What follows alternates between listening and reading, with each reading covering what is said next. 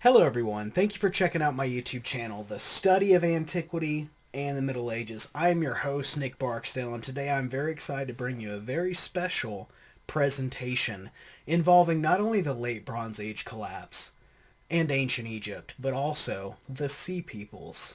The Story of Wenamun, commonly known as the Report of Wenamun, is a literary text written in hieratic script in the late Egyptian language. It is only known from one incomplete copy that was found in 1890. The story is set in an anonymous year 5, generally taken to be year 5 of the so-called ancient Egyptian Renaissance of Pharaoh Ramesses the 11th, the 10th and last ruler of the 20th dynasty of ancient Egypt, circa 1190 to 1077 BC. Although most scholars today agree that this is a fictional story, they also agree that it provides a variety of important insights into not only the era of the Late Bronze Age collapse, but also the people responsible for it, and also the people caught in it. It's an unparalleled source for learning about not just the Late Bronze Age collapse, but also ancient Egypt and Phoenicia, from looking at social struggles, geography, and the general views of the ordinary man towards things like religion. This document provides a valuable look into the past, into a subject that many of us love, and that is the Late Bronze Age collapse, while also showing us a variety of peoples, from the Sea Peoples to the Hittites to the ancient Egyptians. Overall, the story of Wenamun presents to us what could be the most vivid and descriptive narrative of classical antiquity. Ladies and gentlemen, thank you all so much, and I hope you enjoy this presentation.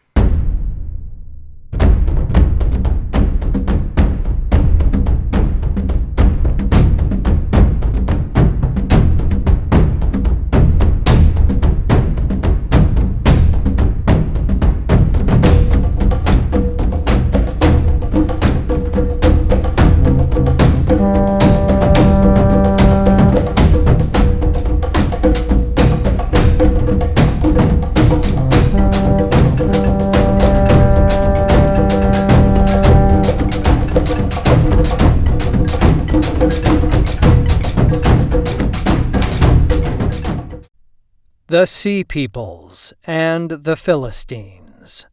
The Report of Wenamun. Megara Lawrence. Year 8, under the majesty of the king of Upper and Lower Egypt, lord of the two lands, Uzurmatre Meriamun, son of Re-Ramses, ruler of Heliopolis. Words spoken by the scribe of recruits, general of the lord of the two lands, Wenamun, possessor of reveredness in the two lands. He says, in the 8th year of his majesty, the people of the north in their coastal lands became restless, and they rose up against Egypt. The chiefs came with their brothers, bringing their wives and children and belongings with them. They violated the borders of the two lands, clogging the river mouths with their boats, and the landways with their caravans. His Majesty, having received the command of the god, equipped his soldiers with weapons, and sent them forth to strengthen the boundaries of the two lands. He took all the picked men of Egypt. He established them in the garrisons of the land of Jahi, and he placed warships, manned with the bravest crews, upon the river mouths. Because I was an effective scribe, my reputation reached His Majesty, and he commanded me to go forth to oversee the troops who were taking the prisoners of the northern lands. He sent me to the frontiers of Jahi, and I happily went to do service for the good God. I arrived in Jahi after a journey of many days, and settled in a camp by the river mouths. I brought with me a company of picked soldiers, and the men prepared to defend the borders of Egypt. Daily my men brought back to camp a goodly number of prisoners, as well as severed hands of the dead and the plunder of their belongings. I would oversee the counting of the prisoners, and their possessions were all put together in one place to be brought as tribute to the residence of the king. Most of their belongings were poor, consisting of pots and dishes of clay made upon the wheel and painted with birds in black pigment. I had with me as a servant a man of the Shardana, who understood the tongues of many of the prisoners. He would approach each captured man, woman, or child, and ask them, "What kind of person are you?" And they would reply, "I am Shekelesh," or that they were Denyen, Weshesh, or Shardana. But the greatest number of them called themselves Pelaset and Checker. I had never seen the like of them before. They carried round shields and spears or great heavy swords, and they wore many plumed caps upon their heads. One day, as I was looking over the captives, making sure that they were strong and in good health before they were sent to be placed in the strongholds of His Majesty, one of the Pelaset spoke to me.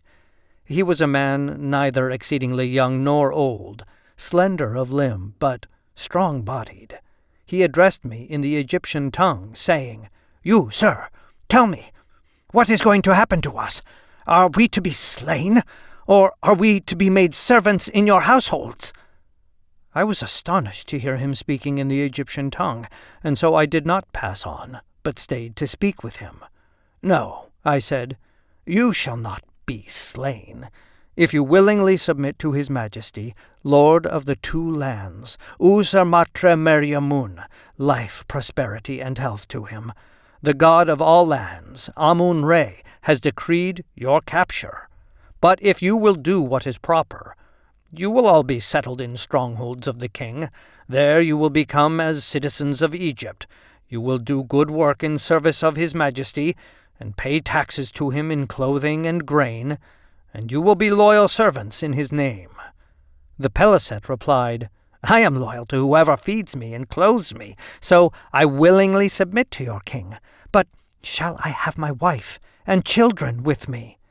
I said to him, "I will strive to see that you are well cared for. But tell me, who are you, and how did you come to speak Egyptian?" He answered, "My name is Bader, and when I was very young, I served upon a ship that transported goods from Egypt to Al-Hibah and Canaan. That is how I came to know Egyptian. But trade in these past years is not what it once was, and my fellows and I were not making a profit, and so I turned instead to piracy, and it was with the spoils from this occupation that I took care of my family." I asked him, "Then how did you come to band together with these other peoples and move upon Egypt?" "You may wish to sit down and listen, my lord," he said, "for my tale is a long one." This I was happy to do, for I had been working all day, and my duties were tiring. So I caused my servants to bring a chair for me, and to bring bread and cool beer for myself and Beater. I released Beater from the fetters that bound him, and he told his story while I sat and listened. This is the story that he told.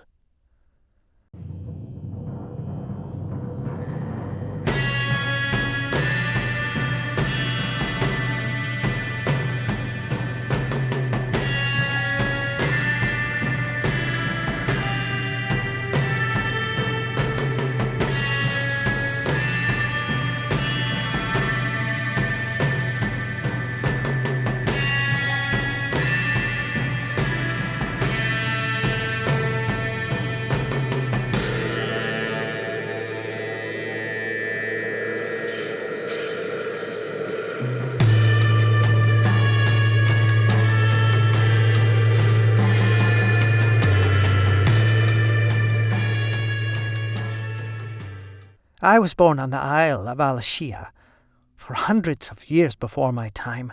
My ancestors from the north had been coming by sea, and trading with the people of that island, and many of them at length settled there, and married the native inhabitants, and brought their own customs with them. But I have gone about on ships all of my life, so the ocean seems as much a home to me as any land.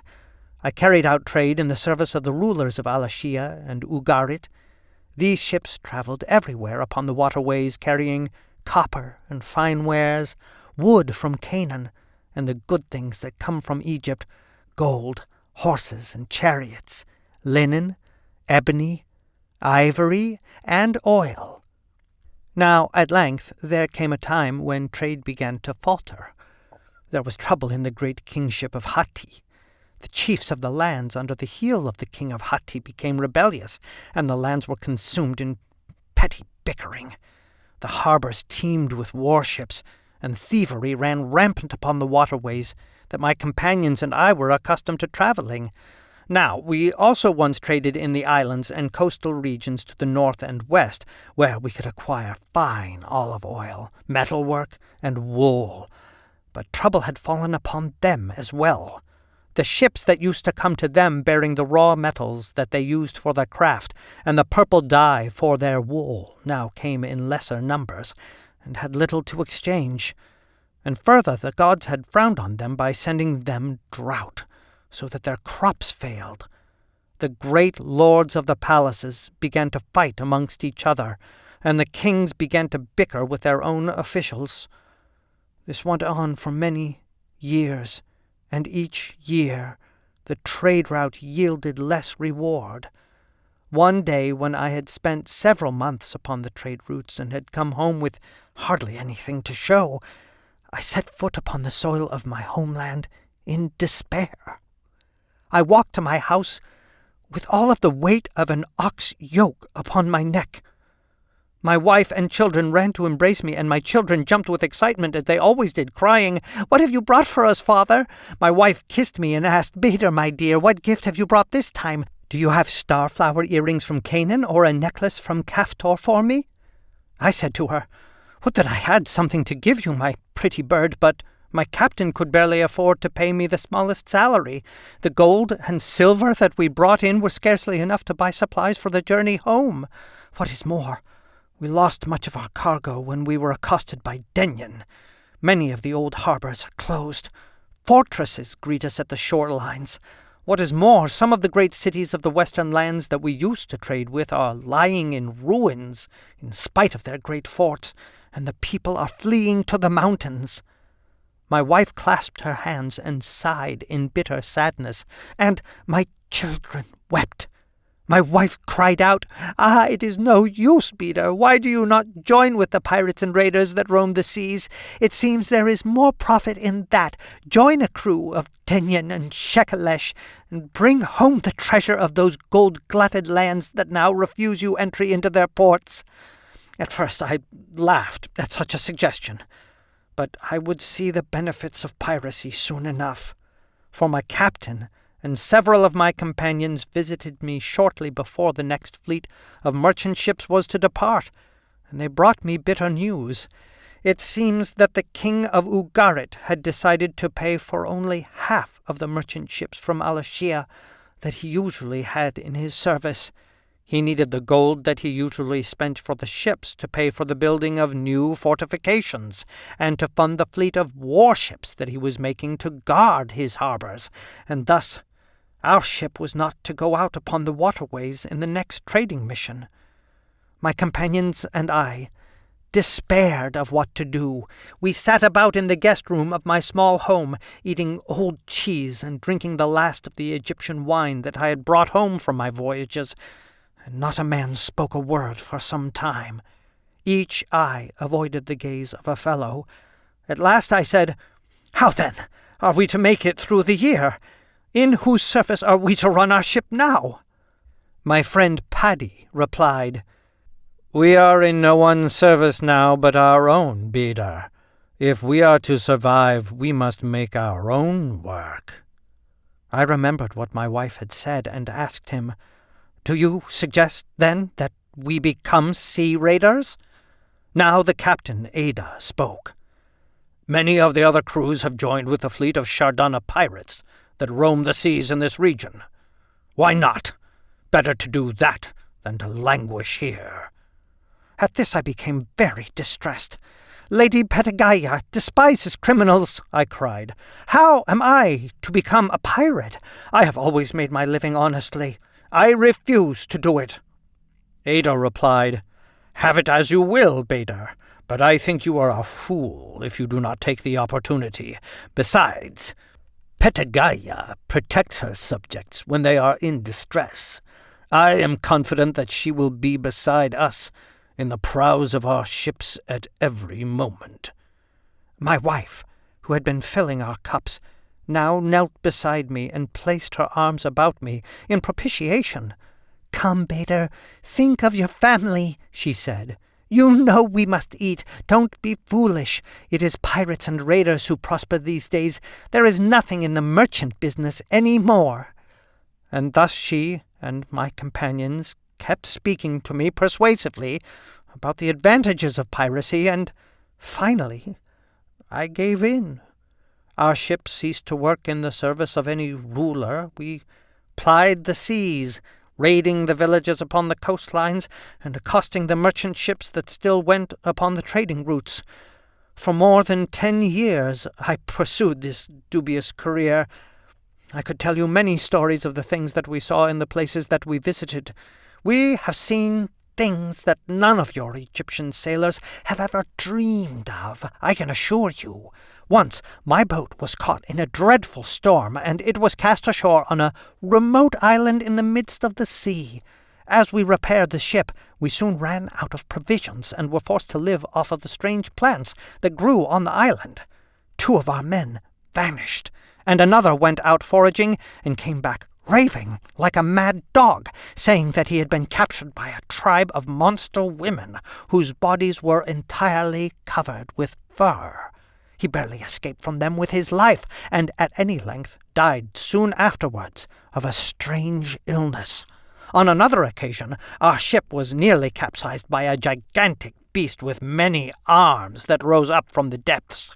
We were scarcely able to drive it off with our spears. But this does not concern my story. I was telling you of how I came to join this group and journey towards Egypt. As the years passed, even piracy ceased to turn the profit that it once did. The merchant ships became even fewer, and those that did sail became more vigilant, and the crews more warlike and ferocious than ever before. It became more profitable to raid coastal lands, but this was quite difficult, as many of the lands had set up great fortifications of stone on a gigantic scale. One small fleet of pirate ships had very little hope of breaching such a great defense. But meanwhile, complete disorder had set in upon the kingdom of the Hittites.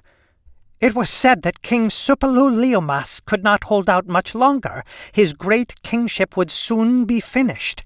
At the same time, we in the pirate business were faring very badly. It came to pass that the chiefs of the Peliset sea raiders came together to discuss our lamentable situation. Even some of the richer parts of al-Shia had been attacked by our own people and by others who had once served as merchants and now could only turn to plunder. The chiefs spoke among themselves and decided that it would be best to unite and push southwards. The Canaanites were still rich and happy after all, and could offer much plunder and even trade.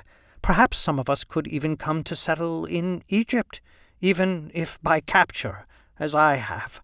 Egypt is never lacking in anything, and even prisoners of battle here are often better off than those living freely in the poorer regions to the north. At any rate, the chiefs decided that, if we gathered a large enough force, we could attack Hatti while it was weak and wounded, and then move on to Mukish, Ugarit, and Amuru. The ships of the Peliset formed a great fleet and joined forces with the nearby tribe of the Checker. I rejoiced at the thought of traveling southward. I took my wife and children, and they were boarded upon a boat with many other women and children of our people, with supplies and horses and oxen. When they reached the mainland, they were to set out with an armed guard and make way for Amuru. I went forth before them in a ship manned by the most ferocious of our fighters, and we led the way, bringing a great fleet against the coast of Hattiland. I must honestly tell you that when we approached the shore of our intended enemies, I was terrified. Every limb of my body trembled, for I knew of the might of the Hittites. After all, had not Hattusas been the most powerful kingdom in the world aside from Egypt since the time of our forefathers? I also knew that several other fleets of Alashian ships had tried to battle the Hittites before ours, and had had but limited success in previous attempts. But I need not have feared so much.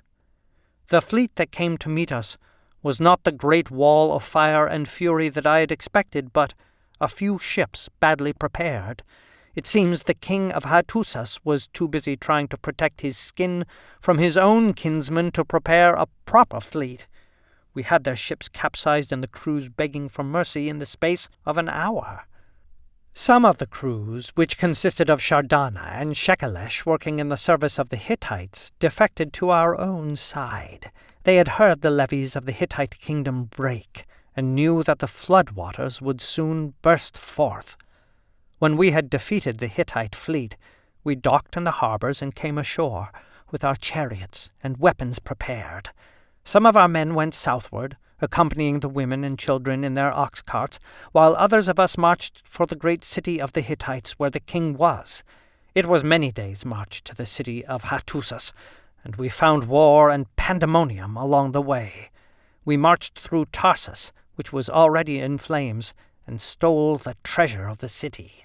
We stopped at many points to raid and pillage the small settlements that we found, and other bandits and wanderers joined us, Lucca, Denyen, and Weshesh people. When at last we reached Hattusas, the city was already in shambles. Many of the people had fled upon hearing that we were coming, and civil strife had broken out. We found it an easy thing to drive out the inhabitants of the palace and steal the fine things there, what few had been left behind by the departing populace. We left Hattusas burnt to the ground. Next we moved southward to Ugarit. The people of Ugarit had become too soft and lazy with wealth to hold up against us, and we destroyed their fleet and sacked their city in a matter of days. The populace fled while letters for aid were still baking in their kilns. We passed through Kode, Karkemish, and Arvad, leaving all of them engulfed with fire. We made our camp in Amuru, and then set out southward again, pressing on for Egypt. My wife and children went along the land route, while I went by sea. It was in the Great Green, not far from your river mouths, that my fleet met with your Egyptian ships. Never have I seen such complete pandemonium. Our own ships came forth into the harbour, moving entirely by means of sails, and we rejoiced to see the shore of Egypt. But your lord had already prepared for us by sending forth your ships. We had scarcely had time to realize where we were before they were upon us. They drove forward at us with oars, working at full speed, and we found ourselves showered with arrows from your boats. I despaired of what to do, for our own sailors were not armed with projectiles. It was something we should have anticipated, but we did not. And so with swords and spears and round shields we stood our ground, as your own ships pulled up alongside ours. Some of the ships were overrun with Egyptians, and others were overturned so that all the people and cargo spilled out into the water. There were Shardana among the Egyptian sailors as well as our own, so it became impossible to tell friend from foe. I stood fearing for my life as an Egyptian ship struck oars with its great side, knocking loose the bird head which graced our prow and tipping our ship terribly. One of my brave companions lost his footing upon the slippery deck and plunged into the water.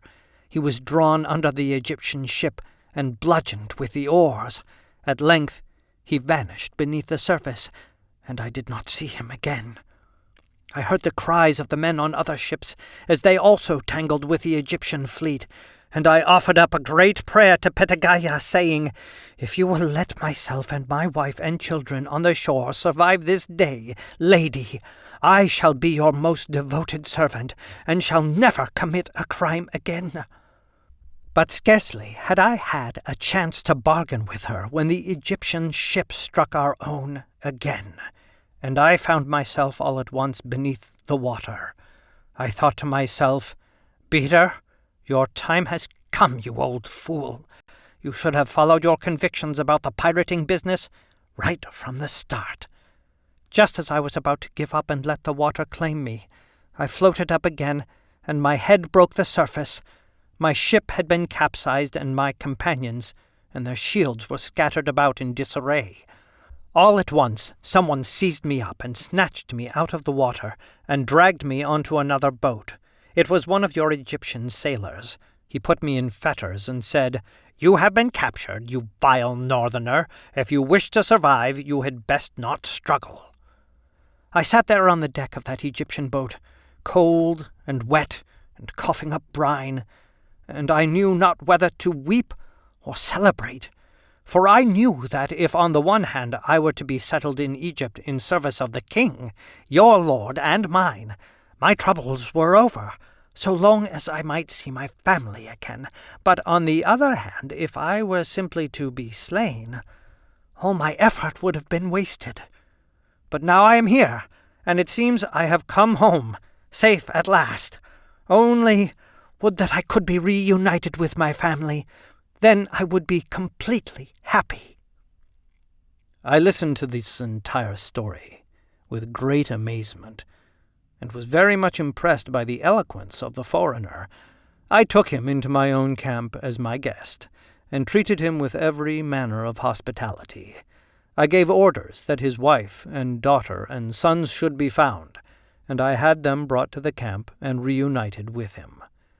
The war with the northerners continued for several more months, and at length the Lord of the Two Lands himself journeyed north to check upon the progress of the battle. He was pleased with the number of prisoners taken and the effectiveness of our defense of the borders. As he passed through my own camp to visit me, a favored one among his generals, I happened to bring Peter to his attention. I said to him, "Majesty, there is a man of the Paliset with me who can tell a fantastic tale. If he can give you as much pleasure by means of his stories as he gave me, will you allow me to take him home and make him a servant in my household, rather than send him on to the strongholds of your Majesty?" The good god replied, "Very well, Wenamun. It is a request that I will grant. Bring the Paliset before me, and if he can tell me a tale that will please me as much as his tales pleased you, you may have him." And so I had Peter brought forth, and I seated him in the presence of the good god, as he sat beneath his travelling sunshade. When the Paliset saw the majesty of the Lord of the Two Lands, he prostrated himself, and asked how he could be of service. "Peter," I said to him, "if you can tell a tale that will please the good God, then I will bring you home and make you an esteemed servant in my household. I will cause your son to marry my niece, and I will give you a goodly share of my property, as if you were my own son. So tell us a good tale, and be eloquent." So Peter said, "Very well, I will do my best. This story was told to me by an old sailor of Ugarit, who was once a shipmate of mine. Once, in the age when gods and heroes were upon the earth, there was a wise king named Danal.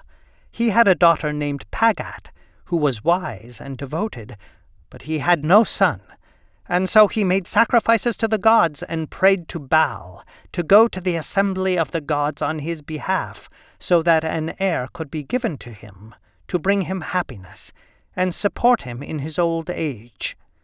Baal heard Danal's prayers, and he went before the assembly and before his father El, and said, "Danal, the healer's man, is unhappy. He has no son to support him, and to make offerings for him, to carry on for him after he is gone, and serve as a staff for him to lean upon in his old age. Please, my father El, bless him and give him a son. He has given us good offerings of food and wine." And so El blessed Dan'l on behalf of his son and said, "When he goes to his bed and embraces his wife, she will become pregnant and bear him a son, a mighty hero." Baal was delighted, and he reported this news to Dan'l in a dream. Dan'l's heart rejoiced, and he retired to bed beside his wife, Lady Danataya, with the knowledge that when she arose the next day, she would be pregnant with his son and heir, who would support him and destroy his oppressors and bring him joy. He made offerings to the gods and brought singers and wise women to his house to bless his household and bring good fortune to the new child. So it came to pass that a son was born to him, and his name was Akhat. Akhat grew to be a strong and stalwart young man, and the people and the gods delighted in him. The craftsman, the god Kothar Wahasis, came to visit them, and he brought with him a bow that he had crafted as a gift to the young hero Akhat. There was no bow like it in the entire land. It was crafted with the horns of a celestial bull, and its string was the tendon of an ox of heaven. It would take the strength of a god to draw it. The arrows flew more swiftly than the wind, and their points could pierce bronze 5 fingers thick. Now, when Anat, the daughter of El, heard of this magnificent bow, she desired it very much. She went to Akhat and asked him for it, promising him silver and gold in greater quantities than he could imagine. But Akhat refused. Then she said, "Well then, if you will not take silver and gold, I will give you immortality. You will outlive Baal himself." But Akhat did not believe her. "You lie to me, Anat," he said. "Whether or not I give you this bow, my time will come, as for any man. Besides, what use do you have for a bow? You are a woman. Hunting is a man's occupation." Anat laughed a terrible laugh, without joy and full of spite. "Mark my words, pretty baby," she cried. "I'll meet you in battle, and you will be trampled like dust beneath my feet." And with that she went in a rage and ascended into heaven, where she met with her father El.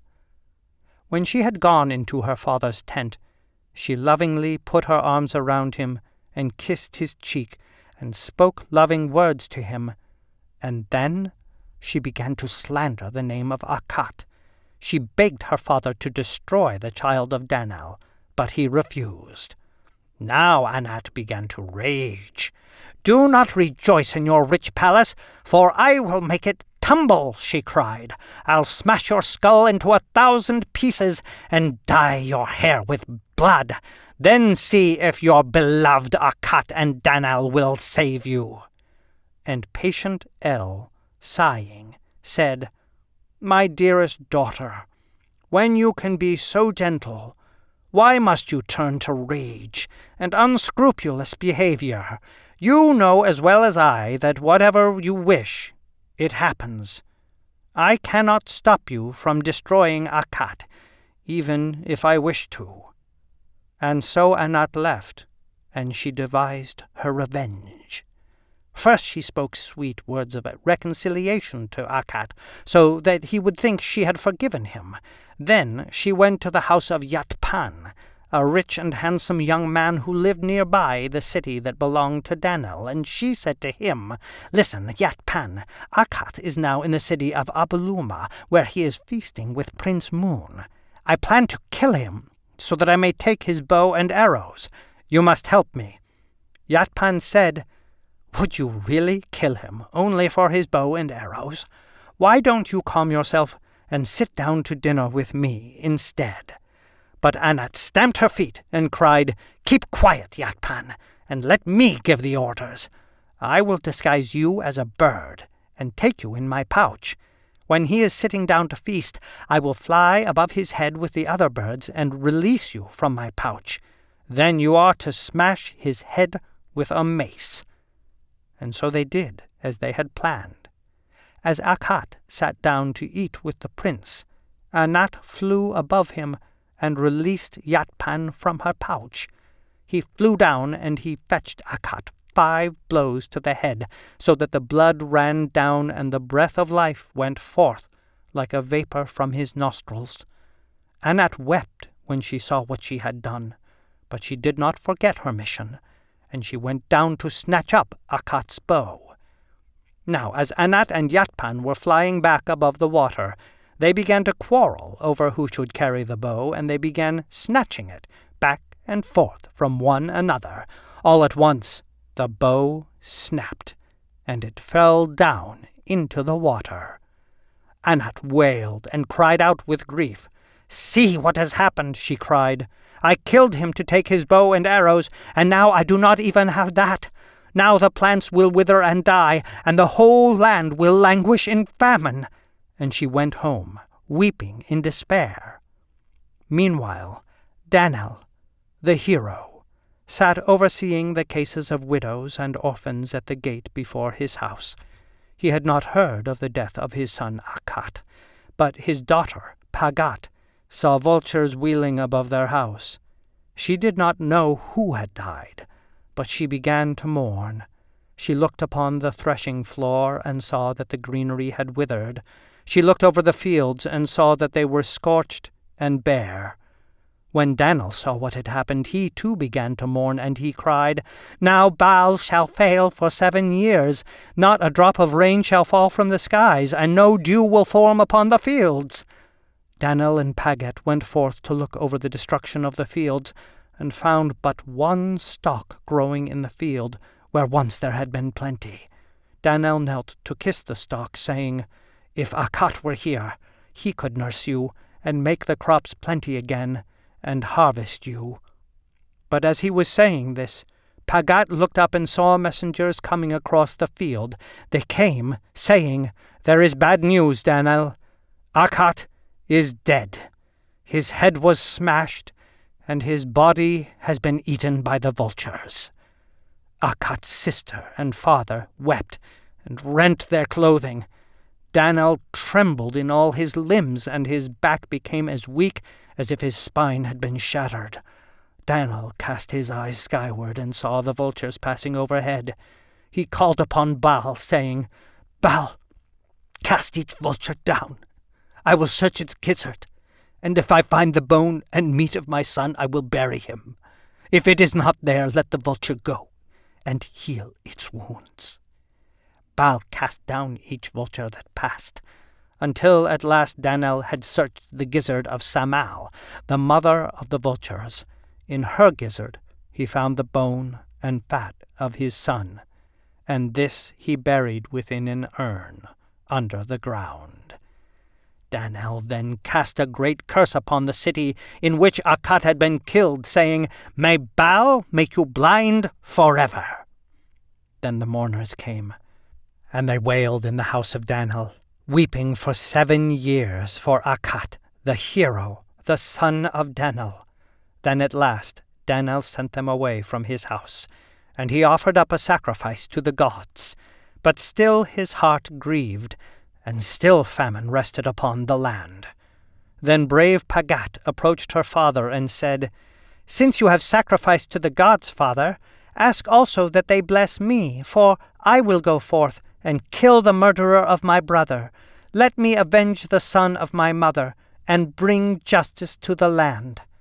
Danel rejoiced, and he embraced and kissed his daughter, saying, "Bless you, my child, you who rises before the sun, who brushes the dew from the barley, who knows the course of the stars. If you avenge my son, then I will truly live again. Go forth, then, and kill Akhat's killer." So Pagat strapped to her belt a sword and scabbard, and donned the clothing of a hero. But she hid this beneath the garb of a woman, and attired herself fetchingly in finery and cosmetics from the sea. Then she went to the house of Yatpan, the killer of her brother. Yatpan did not suspect her purpose, so he led her into his house, saying, "Good, Pagat will share a drink with me." Pagat poured a cup of wine for him, and he drank it.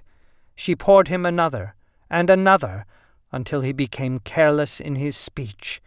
He began to brag of his great strength, saying, "This hand of mine, the one that killed Akat, can kill 1,000 enemies." Pagat gave him more wine, and as he drank down the last cup she cried, "So you are the murderer of my brother?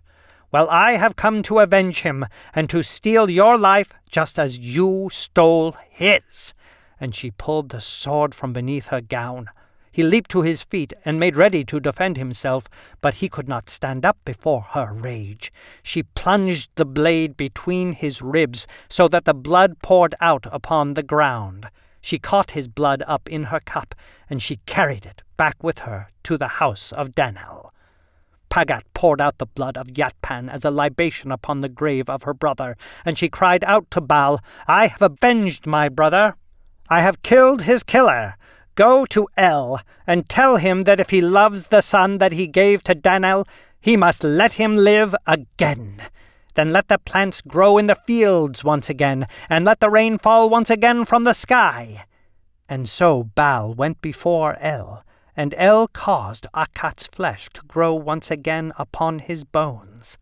Akat rose from the grave, living once again, and he embraced his sister and father. The fields became green with plants, and rain fell from the sky and blessed the land. Thus the land was saved by the bravery of Pagat, and Akat the hero lived once again. When Beder was finished with this story, he said, "The man who told me this story said that he was a descendant of Akat himself." The good God was delighted. He clapped his hands and cried, "It is a fine story indeed, and it has pleased me very much. I must keep my promise, Wenamun. Let this man be a servant in your household. May you treat him well, and may he have a long life." And so I adopted him as my son, and gave him the name Khonshotep, and allowed his son to marry my niece. He has served ever since as the foremost of the servants of my household, and has spent his days in happiness and good health as my companion, delighting me daily with stories. It has come to a good end under the hand of the scribe Wenamun, who owns this book, and who wrote it exactly as it happened. Whoever maligns this book, Thoth will contend with him.